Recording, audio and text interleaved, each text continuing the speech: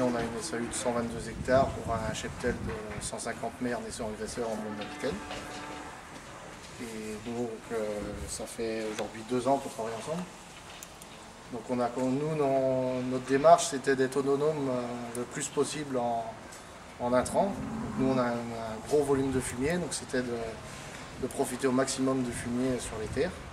Donc et Philippe nous a présenté l'aérobiose. Qu'est-ce qu'aujourd'hui, qu'est-ce que tu as vu, qu'est-ce que tu as apporté l'aérobiose ou qu'est-ce que tu as vu par rapport à l'aérobiose?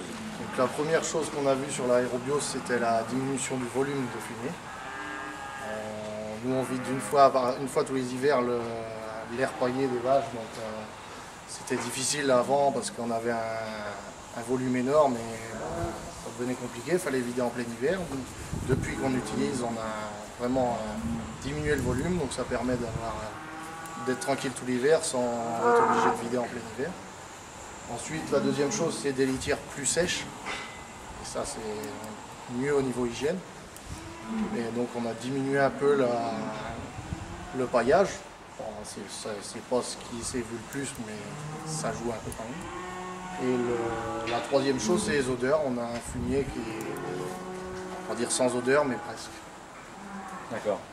Est-ce que tu as des anecdotes un petit peu par rapport à ce que me racontait un petit peu ton père par rapport à l'ammoniac? Donc moi j'ai mon père qui est allergique à l'ammoniac, poussière et tout ça.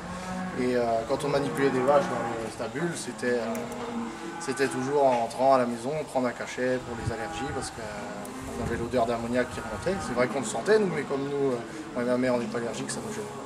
Et depuis, on touche du bois et on n'est pas embêté depuis avec ça.